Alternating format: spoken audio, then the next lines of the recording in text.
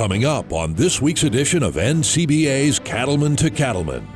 America's cattle producers are conserving natural resources, all while producing food for the world. We talked to Florida cattle ranchers to show that investing in our planet isn't just a slogan for Earth Day. For these stewards of the land, it's a way of life. And now, NCBA's Cattlemen to Cattlemen. Hello and welcome to NCBA's Cattlemen to Cattlemen. I'm Kate Maher. We're celebrating Earth Day, which is intended to raise awareness about the need to protect our planet's natural resources for future generations. As we in agriculture know, America's farmers and ranchers are deeply connected to the land and play an important role in maintaining healthy ecosystems. We're on location in Florida to highlight how beef producers take steps every day to protect the environment and ensure sustainable food for generations to come. We asked some of the ranchers we'll hear from in this special episode what Earth Day means to them. Earth Day, to me and my family, means that we're out here on the landscape trying to provide habitat for wildlife and the cattle that we care for. We're also caring for the land. It's not just a cattle ranch that we're just deriving all of our income off of cattle. I'm 8th generation Florida rancher that's enjoyed the landscape, whether it be hunting or the conservation or just seeing turkey come off the roost in the morning. But Earth Day is leaving it better than we found it. But every day to me is Earth Day because I have a passion for the land and caring for it. Earth Day to me is important in that it brings our attention back to not only Earth, but the environment and the importance of us protecting that. Whether it's preserving our natural resources, the atmosphere, just trying to basically leave this Earth better than what it was when I got here.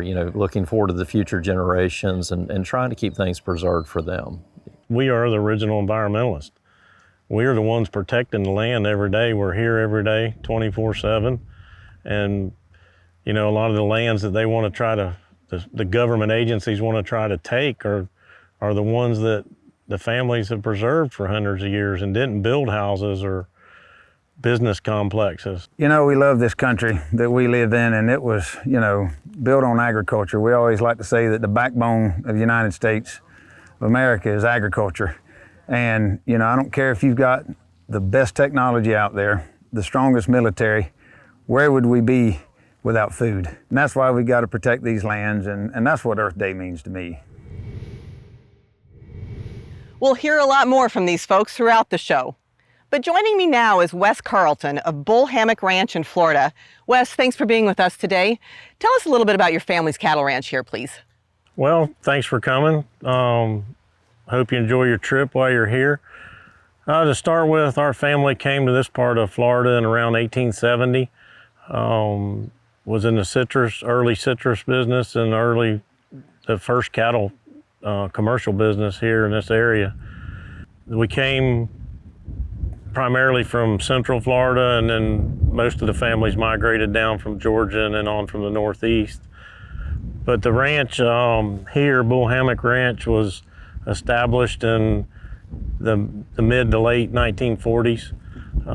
It's always been a commercial cow-calf operation, and through the years evolved into a pretty large citrus business. Now currently we no longer have citrus, but we do some hay crops, legume crops for not only cattle but the horse market, and we converted a lot of the citrus land to vegetables. So we grow vegetables, commercial cows, and then we started the water farming projects as you see behind us. Well, let's talk a little bit about that water. Give us an idea just of the surface water that you deal with here on the ranch and how it impacts the cattle. Well, number one, in Florida, in South Florida, you got to be a water manager first, a grass farmer second, and third, you raise beef cattle. If you can't get the first two right, you're not going to do well at the third one. All of South Florida, certain times of the year in the summertime, irregardless of hurricanes or storms, just normal summer rains, this whole ranch could be 1 foot or 2 foot deep in water. So that would basically be 10 or 20,000 acre feet of water. And with the water quality concerns going to the Indian River, we've implemented these projects. A lot of the ranches in South Florida have, and we're basically capturing water, and it doesn't ever go to tide or to the Indian River Lagoon, just trying to do our part to help. But like Bull Hammock Ranch, a small part of this water is actually our water. The biggest part of this water is from state or county lands that drain through us. So we're not only helping Bull Hammock, we're trying to do our part to help everybody. You know, coming out this afternoon, we drove by some canal systems and whatnot. Talk about some of the strategies that you have to manage some of this water here on your land. Well, this one with this project is pretty unique to a lot of the projects around the state. We not only can capture water before it gets to the municipal systems, so it never reaches where it goes to the public waterways. And in turn, we can also release it back behind us. The other way is a big marsh, and we can release this water out of here, run it through that marsh system, which cleans it, and then we can take it and move it all around the ranch and just use the water up on the ranch. And that water management system and moving that water around, it really impacts ecosystems here on the ranch, but you mentioned some of those public waterways that it would impact. Talk about that a little bit, please.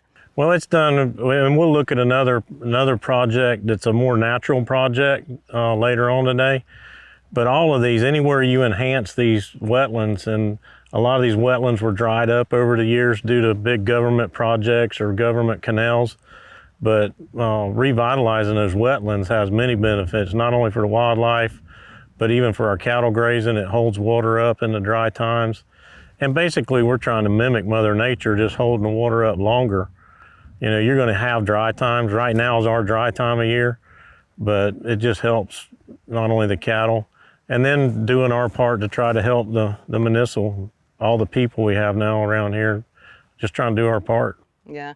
Your conservation efforts led to you winning an environmental stewardship award several years ago, but you haven't just stopped there. Talk about the opportunities for continued conservation on the ranch. Oh no, we work every day. We've got all kinds of projects. We've got future projects in the works, trying to get permitting and the engineering done on those projects. And our environmental stewardship was just on this ranch at Bull Hammock. We've got 3 other ranches that hopefully my son will take the lead, and he'll go on and he'll reapply to the stewardship program at some point. But yeah, we've got several other big projects in the works continuing. Yeah, it's always about continuous improvement. So then why is conservation and sustainability in those areas and those efforts that you put forward every day and never stop improving upon, why is it so important to your family's ranch and to Florida cattle industry as a whole? I think from our family standpoint, our family's dedicated to staying in the business. We're not developers or home builders and don't wish to be. The development pressure's 4 miles that direction. But my son's committed to going on, and not only the conservation, but the cattle. And I think Florida, even with all the people, the 1,000 people a day moving to Florida, I think Florida cattle ranching will be here. It's been here for 500 years, and I think it'll be here another 500. Wes, thanks for your time today. Thanks for your efforts to making that be here another 500 years, because we're going to need that beef to feed the world. Thank you for all your efforts. Come see us. Thank you. A great way to protect your fellow producers like Wes and your own farm or ranch is to become an NCBA member. Just call 866-233-3872 or visit the website ncba.org. And if you join now, you'll get a voucher to redeem for a free 1-liter bottle of Cydectin Poron. Just mention or enter the promo code C2C. Still ahead on this special Earth Day edition of Cattlemen to Cattlemen, we'll visit another great Florida operation that is managed in an environmentally sustainable manner. Your weather watch for this week is straight ahead. Today's topic is about El Nino. It's kind of feeling like El Nino's already kicking in, right? Is it technically here or not? In this week's weather watch. There's never a dull moment for the Nelsons. 5th-generation Montana ranchers. Since 1868, they've been herding cattle, reeling in trout, and exploring Paradise Valley from their backyard. Here's to another 150 years of adventure. There's a story in every piece of land, Run with us on a John Deere Gator XUV and start telling yours. Join the National Cattlemen's Beef Association. NCBA is the oldest and largest national cattle industry organization working to defend your interests in Washington, D.C. And there are big benefits to being a member. You'll get news you can use in the National Cattlemen, email updates in the NCBA Beef Bulletin, plus big discounts only for NCBA members. Join by calling 866-233-3872 or online at ncba.org.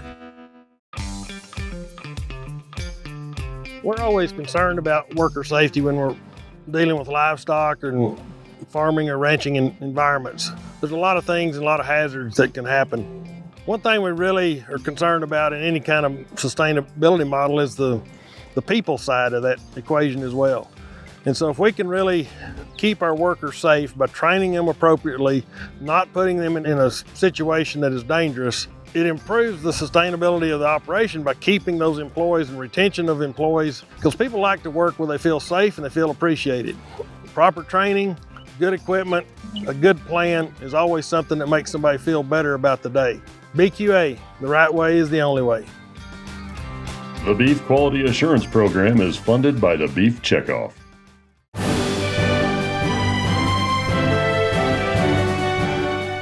Cattle producers face all kinds of challenges when it comes to managing natural resources, but they all have a common goal: to protect the environment and leave the land better than they found it. We're joined now by someone who knows this firsthand. Matt Pierce, thanks for joining us. Tell us a little bit about your Florida cattle ranch, please. Yes, ma'am. Good morning. We ranch on several ranches north of Lake Okeechobee and then down in the Everglades in Clewiston on south of Lake Okeechobee.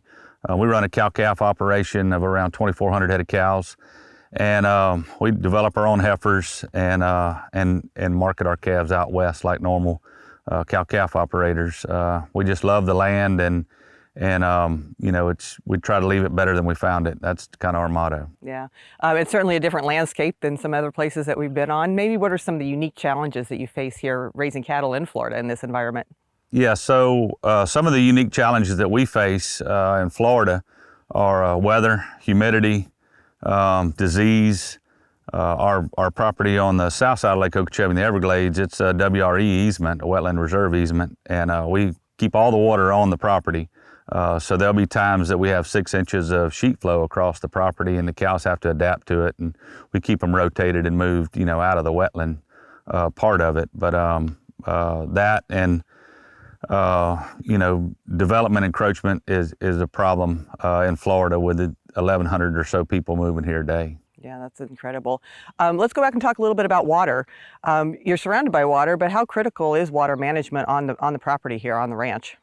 So water management is very critical on the property. We try to hold water on the landscape because when it gets dry like it is now, you're going to need it. So we use riser culverts to keep water on, you know, in these ponds and sloughs, which helps the wildlife. It benefits the cattle.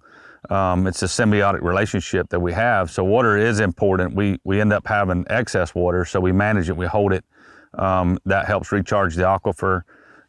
It helps with water recharge for the coastal areas that need drinking water. Yeah, that's really important to think about where it goes from here. You know, you have a lot of water here, but you've also invested a lot in some water development in terms of water troughs for the cattle here. Why are you doing that when you have so much natural resources, water around? So what we try to do is, like the water trough behind you, is we have the use of electricity here. At some places we don't, so we use solar. But we're using these water troughs and fresh water for animal health purposes, and we also feel like it benefits the wildlife because wildlife are drinking from that, either birds or your deer or you know, your other wildlife species that can get to it. So that's important to us to keep cattle in a freshwater environment, you know, and maybe not have to drink water from, you know, natural areas because of disease and issues that we face for that. Yeah, sure. Speaking of wildlife, you manage the land for both cattle and wildlife here. Talk about some of the other things that you do to make this a great environment for wildlife to thrive as well. Yeah, we sure do. So not only do we manage the cattle for the landscape and the environment, we also have a commercial duck operation. We try to get folks out on the landscape and show them the ranching. So the typical duck scene would be, you come in early in the morning, you get in your blind, and we tell our folks, that are hunting with us, here's what you're going to experience: these cattle on the landscape. You're going to see wildlife, and we're doing this for the wildlife and for cattle. And then when the sun comes up and everyone has a good hunt, and then they ride out, they're like, wow, the light switch comes on. They're like, you're doing this for cattle and wildlife, not just to make, revenue from the cattle. So we do plant a lot of food plots, a lot of rice and millet for the ducks. We use cattle as a tool in the hunting. We found out through our experience is that where you have cattle, you have a lot of ducks. And you kind of have to see that, but we were hunting an area that we took the cattle out of, and we thought, well, we'll just let the ducks come here because there's water, and the ducks were actually where the cattle were. So, we're working with wildlife biologists to find out why that is and enhance that and use the cattle as a tool. Yeah. So you've learned a lot just watching cattle and wildlife together. I bet it's fun too then to see people make that connection. How critical is it here in Florida with all those people that you mentioned moving in every single day and urban areas kind of growing out to keep open landscapes like this in Florida? So I think it's very critical to keep those open landscapes. So my family moved into this Kissimmee River Valley 100 years or 150 years ago. And so you'd imagine that way different than what it is now. And then you get all these folks coming in, and they're coming from an urban setting, and they don't realize what this place used to look like.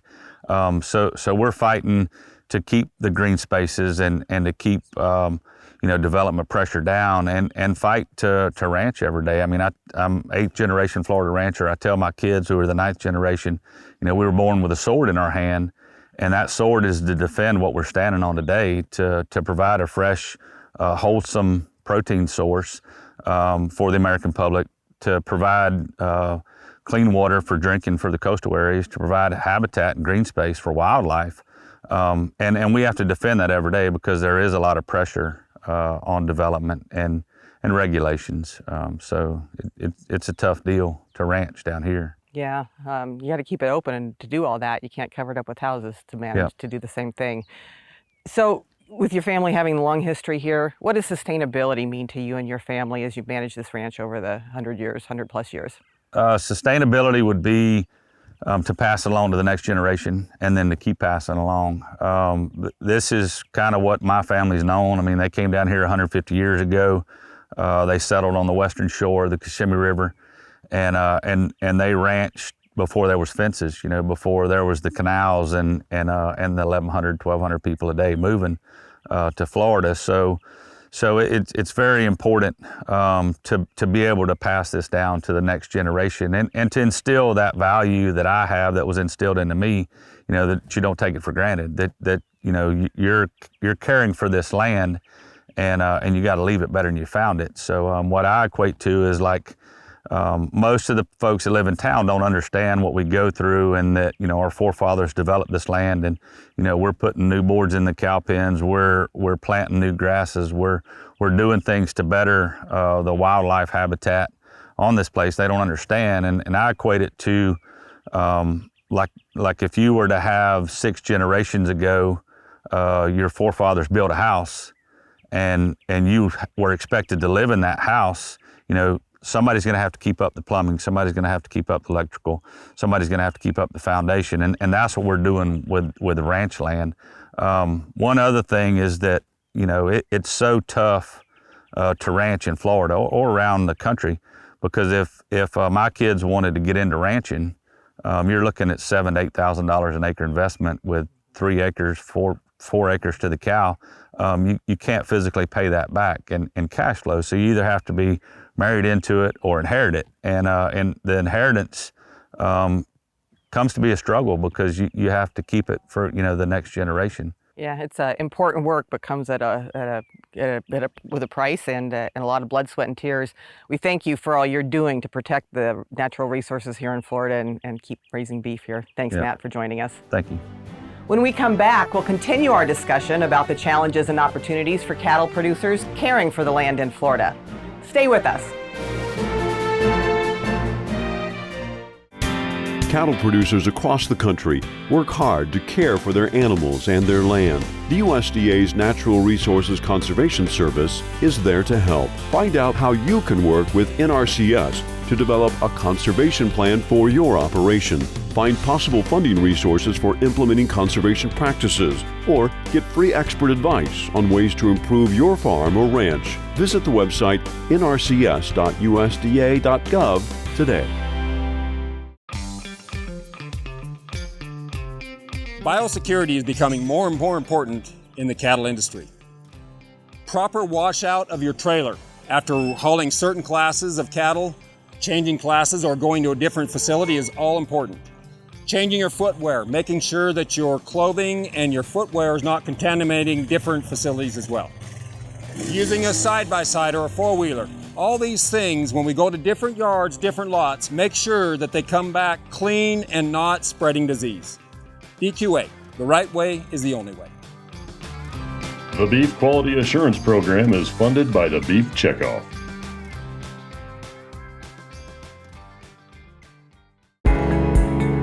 Cattlemen and women are dedicated to managing their land and cattle in a sustainable way. They want to leave a legacy for future generations.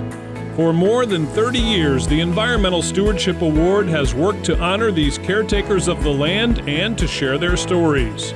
To find out more and to learn how you can nominate a farm or ranch for the Environmental Stewardship Award, visit the website environmentalstewardship.org.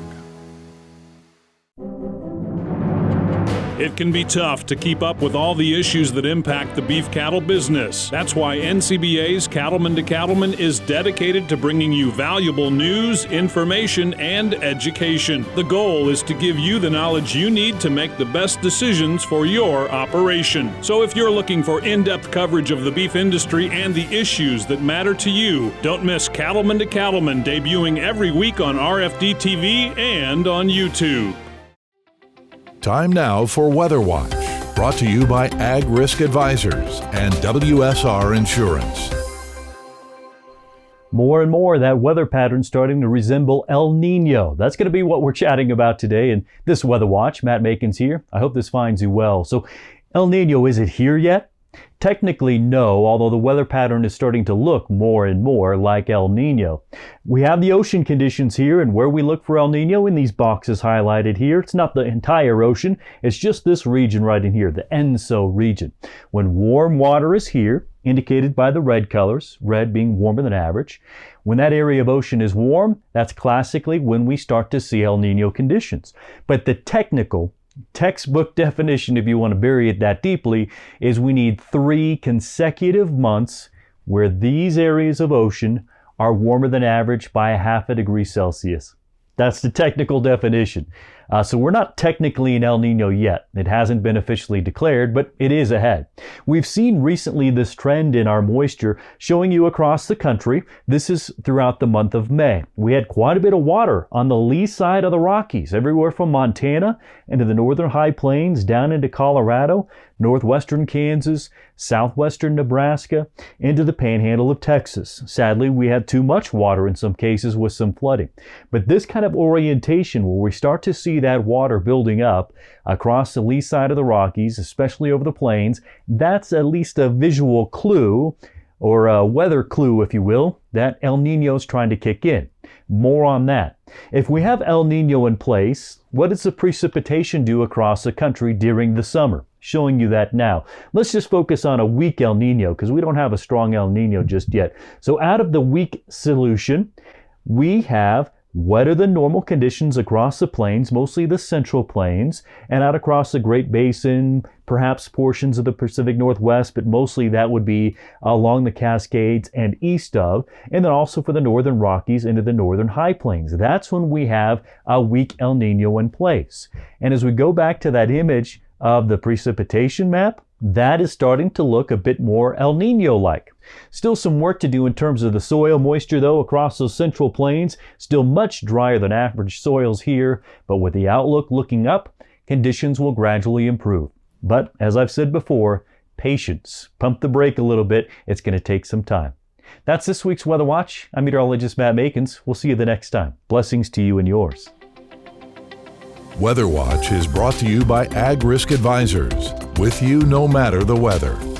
And by WSR Insurance, providing insurance solutions for more than a century. Visit their websites for more details. We're back on this special Earth Day edition of Cattlemen to Cattlemen as we talk with members of the beef industry about the ways they work every day to invest in our planet. Joining me now is John Williamson of Williamson Cattle Company. John, thanks for being with us. Can you give us a brief history about your family's Florida ranch? Absolutely. Thank you. So I am a fourth generation cattle rancher here in Okeechobee, Florida. The property was originally bought by my great grandfather in the 1940s. Currently have the fifth generation living here on the property with us. And we're a diversified operation in multiple states, a couple different commodities. I had the benefit of working with my father and sister in the family business. You've utilized some unique type of easement programs here on the ranch. Can you maybe explain what those are to our viewers and tell us how you use them? So we have some property that it is in a conservation easement, WRP, Wetlands Reserve Project, and that is, in essence, holds up water, rejuvenates, restores wetlands. They are of great benefit to us this time of the year. We are able to graze them here in the state of Florida, and the NRCS looks at it as a benefit because the cattle do keep the property maintained, also help with invasive species, but also it holds water up this time of the year. We're currently in a drought cycle, and so it keeps our water levels high and helps to grow grass. You talk about being in a drought cycle. I know a lot of people look at this green grass that we're standing in and say, you know, really a drought, but your rainfall has been below normal. How does your water management throughout the year kind of help you set you up to manage through a drought? So we have numerous structures that allow us to control our water, not only to hold water up for times of the year like this, but also to prevent nutrient runoff. We basically have to set our stocking rates off of this time of the year. This is, believe it or not, the least amount of grass that we will have, you know, this late spring going into summer. So, you know, we manage water year round. There's times of the year where obviously, you know, we have to discharge considerable amounts because we average 50 inches a year, with most of it coming during the summer. So when you talk about discharging water then, how do you work to make sure that your valuable nutrients stay here on the ground, going into the grass and the ground instead of out into the water? So before we put out any nutrients, we do soil and tissue test. We're about 7 miles north of Lake Okeechobee. So we, you know, obviously the water leaving this property gets a lot of attention. In essence, it needs to be cleaner leaving than what it came on the property. So we hold that water up to recharge those nutrients into the soil with structures like mentioned earlier. And we only put out fertilizer that we need. We use those soil and tissue tests not only for the major elements, but also the micronutrients. And we only put out fertilizer that we can justify. The expense of it currently really prevents you from overusing. I mean, you know, that kind of works hand in hand with conservation. We do not put out any more nutrients than we absolutely have to have. Which is why those soil tests are so important to kind of manage some input costs too. Absolutely, and you know, that's part of our BMPs, you know, working with FDAC's, Florida Department of Ag and Consumer Services. So. Yeah. Now, cattle play a huge role in helping to manage the land too, and provide an environment for wildlife, to manage nutrients. Talk about how cattle play a role in your stewardship and conservation efforts. So we graze cattle on all the property we have, that with the exception of the citrus groves, and even in the conservation easements, we use them. They help keep, you know, the grasses down to a manageable level because you know, if you took the cattle off, the grass here would be head high basically, and of no value. So the cattle keep those species grazed down, they keep them in control. The NRCS, Natural Resource and Conservation Service, recognizes them as a benefit for removing nutrients. They go out, they graze the grass, thus turn it into beef and in essence remove those nutrients from the land. Yeah, but turn it into a valuable protein product.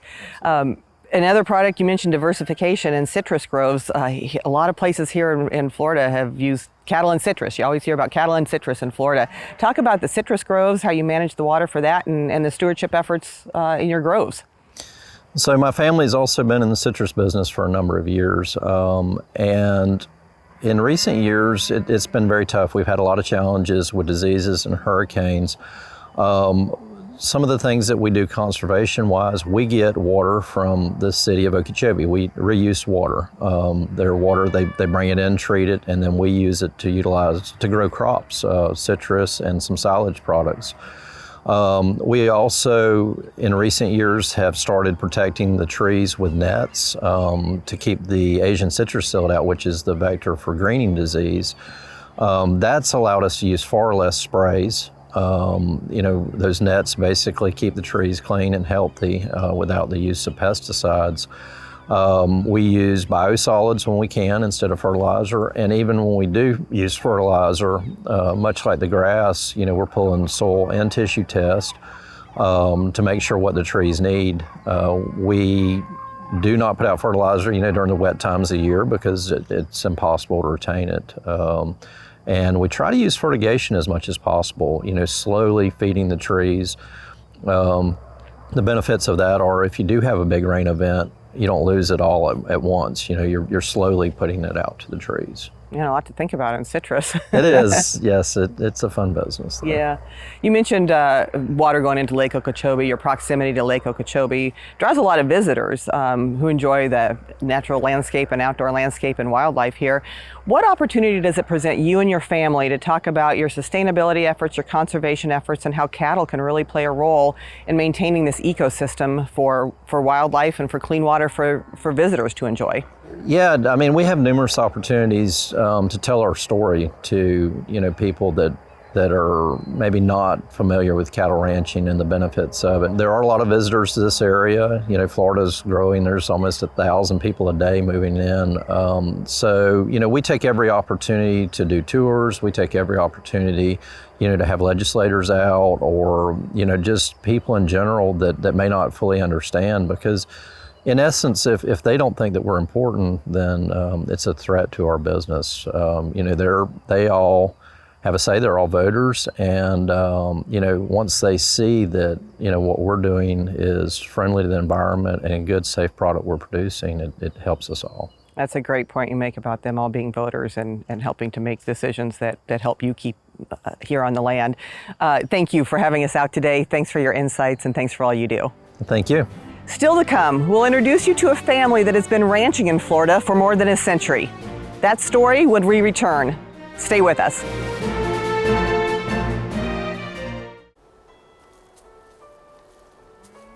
Weeds will rob me of my investments. The weeds are not palatable to cows.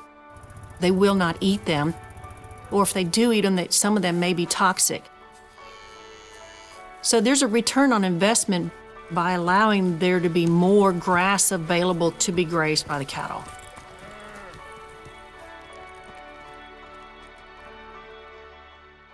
Did you know you can get reimbursed for attending cattle industry educational events? The Rancher Resilience Grant helps cattle producers attend valuable programs such as Cattlemen's College and Stockmanship and Stewardship training sessions. Local, state, and national events qualify for the grant, and successful applicants can receive money back to help cover registration fees and hotel expenses. To apply for the Rancher Resilience Grant, go to ncba.org and click on the Producer tab.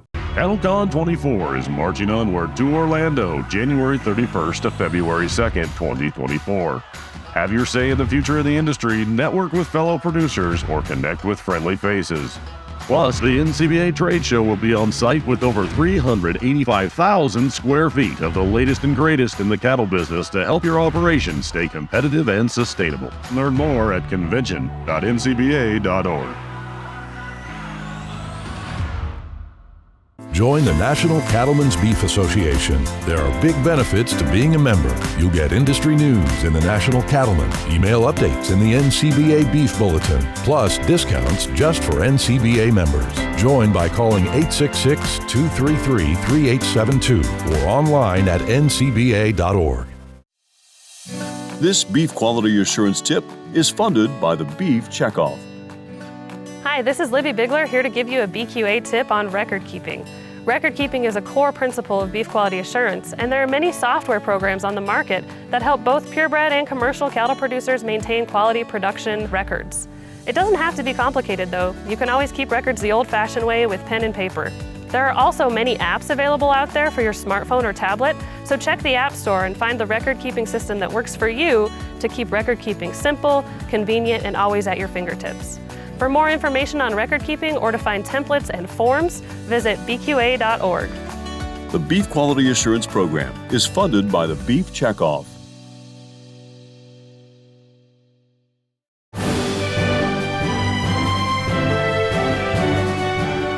Welcome back. America's cattle producers have been working for generations to protect the land, water, and air resources in their care. One place that knows a lot about this is the Kemper Cattle Company. Joining me now are brothers George and Henry Kemper. George and Henry, thanks so much for being here with us today. George, tell us a little bit about your family's history here of raising cattle in Florida.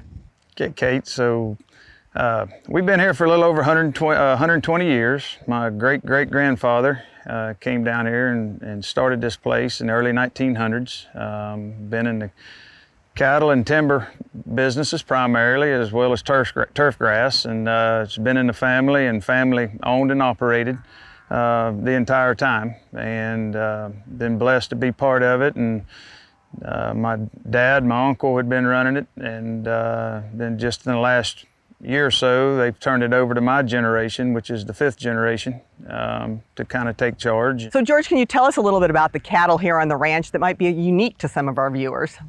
Okay, well, we're a commercial cow-calf operation primarily, also in the purebred business, but a lot of our cattle have a little more Brahman percentage in them, just cattle that can handle this environment a lot better, the heat, humidity, and the parasites, both internal and external. Just they're a lot hardier animals, so we'll keep a percentage of that in there, and we raise our own Brahman bulls and also have a sale every year. But the genetics really work for you here in Florida. They do. I mean, we need cattle that can be efficient, and these cattle are more efficient than anything else we've tried. Of course, the higher percentage of Brahman, the more efficiencies we get in this environment particularly. So we have to concentrate on doing that, but still at the same time, you know, concentrate on producing good feeder calves. Yeah, I know there's a lot of feeder calves that come out of here, out of Florida, just in general. You know, Henry, George mentioned cattle, turf, timber. Water is a big part of all of those operations or those specialties here on the ranch. How important is water management and managing those resources to y'all? Yes, Kate, water management's huge for us, and you know there's a lot of people live in Florida, and just like everywhere, you know the big concern is there enough water for everybody and everyone who needs it. And you know, with us in agriculture, it's extremely important for us to not only show, you know, how important water is to us in our ranching, growing grass, farming, whatever form of agriculture we need it in, but also to show that we can be efficient in how we use it. Because if we don't show that, then with all the demand for it, the amount of people here, you know, we're going to struggle, you know, as we move forward, being able to keep what we need to be, you know, productive in agriculture. So can you tell us about some of the unique water management systems that are in place here on your ranch? This is one of the other things we have here is a 600-acre water retention area, and a lot of the excess water goes towards the marsh in that direction. We're able to hold that water, and then in turn, when it turns to the dry season, use that to irrigate, especially like in the turf grass fields, but even some in the pastures as well. And it's also used for a nutrient retention process as well. Important to hold those nutrients. Henry, anything to add? Yeah, you know, we do have a big swamp that runs through the property that, you know, 300 square miles of land drain into this swamp, and it's actually the second largest tributary to the St. Johns River. So, you know, we have a lot of water run through here, and it does back up just a little bit. You know, the level of the St. Johns River right here outside of Melbourne is only 17 feet above sea level, and it's one of the very few rivers in the world that runs north, and it goes all the way to Jacksonville before it hits the ocean. So as you can imagine, at only 17 feet there's not a lot of drop in it between here and in Jacksonville. So the water backs up quite a bit right here at certain times of the year, but that swamp works as a really great resource for filtering that water out going to the river. So that's another service then that the ranch provides, is sort of cleaning some water that's going off the ranch to other places. It is amazing how pristine that water will be leaving as it comes through that swamp. Mm-hmm. And kind of helps you with the grass management then too, through the drought cycle, is that fair? It is, and it's hard to grow a lot of grass by doing that way, but just by keeping that water table up, and it does certainly help grow grass by all means, yes. You're not that far from Orlando, which is a big traffic area, and you've got a lot of people moving into the state of Florida every day. What challenges and opportunities does that present to you here on the ranch in terms of your stewardship practices, with your water management, and opportunities to interact with these people? Absolutely, there are some challenges. We here directly haven't been affected as a lot of the other ranchers around the state. We're kind of blessed in this area where we have Deseret Ranch on our north and south borders, and then we have state conservation lands, St. Johns River on one side and a management area on the other. So we're kind of blessed in that regard. But, they always say that, my dad always says, the two things we have to be concerned about more than anything are population and regulation. And the more people we have here, the people in agriculture become more of a minority and our say is less. So it's extremely important for us to get out and educate the community and these people moving down here just how important agriculture is to us. It's huge to this whole area of Florida, because we play such an important role with our climate like it is, to be able to produce a lot of cattle down here. We can do a lot of farming and vegetable farming, things like that too. So it is crucial to us. But the population growth has also had some good things come out of it for us. As George mentioned earlier, we're in the turf grass business, sod business. That's one way we can capitalize on it, by growing sod and put on these yards. So at least we can ensure they get a good, pretty yard. Now, you all have put some of this ranch in a conservation easement. How has that helped you with your stewardship goals of the natural resources and the ranch here? How has also helped you secure the future of this place for other generations and the legacy of the ranch? Yeah, so in 1998, we started our first conservation easement project, and we don't ever want to see this land develop. We want to keep it in production agriculture. We want to keep it as pristine as we can, and putting houses on it's certainly the last thing we ever want to see happen, any kind of development. And we look forward to continuing this, and we don't want to be the generation that turns it over to something else. And we're now have applied for another conservation easement program, which is the Rural Family Act, Family Lands deal. And hopefully we'll know something before the end of the year whether or not that goes through. But either way, whether it does or not, we're going to continue to do what we can to preserve the place, as is the next generations. Everybody, this is special, this is home, and we will continue to do what we can to keep it in agriculture for many generations to come. Henry, what would you add? I want to add something there to what George was talking about in our conservation easement, and it was the original conservation easement we did was kind of twofold. Not only did we want to conserve the land and put it under conservation, but we also, it's very important to us to get some estate planning done at that time. My grandmother was still alive, and we were in a situation where we were going to have to do something, and it put us in a position where we could handle the estate planning with my grandmother. And what a lot of people don't realize, that if we don't do this planning and work ahead and try to get all that done in time, that we could potentially lose a big portion of the ranch, and in a lot of cases you're going to sell to the best buyer. Even though we don't want to see it developed, you're in a situation where you have to get as much as you can out of it. So it's going to, in turn, especially down here in Florida, a lot of this land that's being sold is going into houses, and that's ultimately what's going to happen. So that's why it's so important for us. But some of this money that the state and federal government have come up with for conservation plans is huge, because not only does it preserve the land, it also enables the family to stay in business longer due to some of these planning situations. So it's really good not only for you as a family to manage some of those tricky type of generational transfer type of issues, but it also keeps this place open and maintaining a really healthy ecosystem for the environment, for the people coming into Florida to enjoy wildlife too. Absolutely. That's right. Thank you both for your time today. Thanks for letting us come and take a peek here. Thanks for all you do each and every day. Thank you for having us. There's more Cattlemen to Cattlemen still ahead, so stay with us. Are you concerned about the impact government policies could have on your cattle business? One way to make your voice heard in Washington is by joining NCBA. When you join, you'll be part of the nation's oldest and largest national cattle industry organization that has a professional team working in Washington, D.C. on issues that matter to cattle-producing families nationwide. Don't stay on the sidelines. Make your voice heard by joining NCBA today at the website ncba.org. This beef quality assurance tip is funded by the Beef Checkoff. Hi, I'm Courtney Gray, the Director of Marketing and Industry Relations with the Pennsylvania Beef Council. A large portion of my job is on the farm with producers, helping them to obtain beef quality assurance certification. But another part of my job is working every day with consumers who have questions about the beef that they are purchasing in the grocery store. My tip for you today is to obtain your beef quality assurance certification. I understand that many of the tips that are in the beef quality assurance program might be things you've already implemented on your farm or ranch.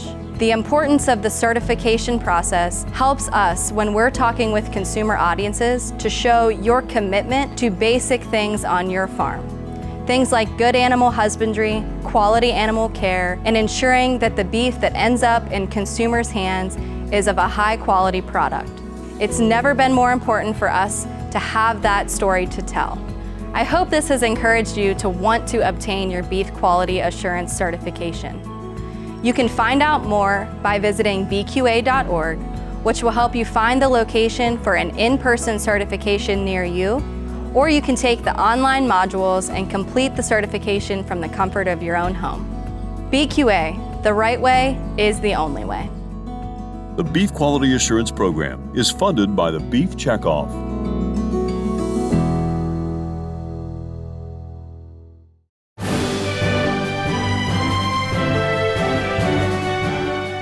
Welcome back to our Earth Day special from Florida. Now, sustainability isn't just a buzzword for the ranchers we've talked to today. It's a way of life. We asked them to share their thoughts on what sustainability means to them and to their families. We look at the word sustainable and we feel like our family, to be able to have been here 120 years, that we have been sustainable. And we need to just kind of, I won't say keep on doing like we're doing, we need to keep up with technology, keep up with research, and do things to make things better, and never just be happy with the status quo. We can always be better. The way I look at it, and my family looks at it, but for me personally, you know, we look at it as our watch. I want to leave things better, you know, have it be better when I leave this earth than it was when I got here. And from sustainability, from cattle, I think Florida will be in the cattle business for many, many years to come. But to do so, we have got to do these water projects and do our part just to make it sustainable. You know, being fourth generation and with more generations coming up, sustainability is everything to us. You know, taking care of this property, preserving it, making sure for the future generations it's like this. You know, being in Florida, we have 22 million people here, 1,000 people a day moving in. So it's very important for these green spaces. You know, and we make every effort to preserve the environment and the endangered species and wildlife.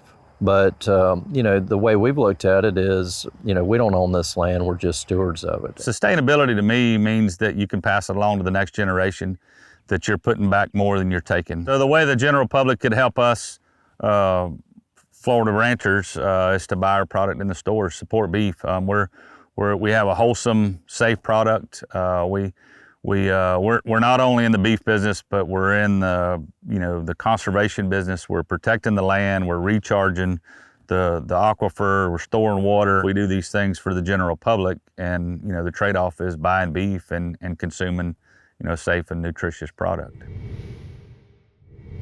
We're wrapping up this show with some great images submitted by farming and ranching families from all across this country who invest in our planet each and every day.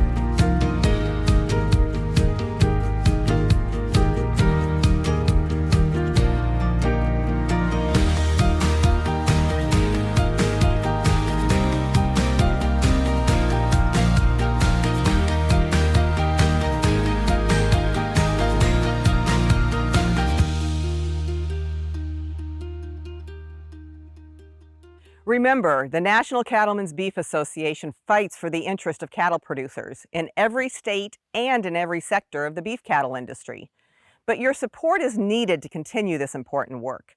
So please consider becoming a member of NCBA. Just call 866-233-3872 or go to the website ncba.org to join.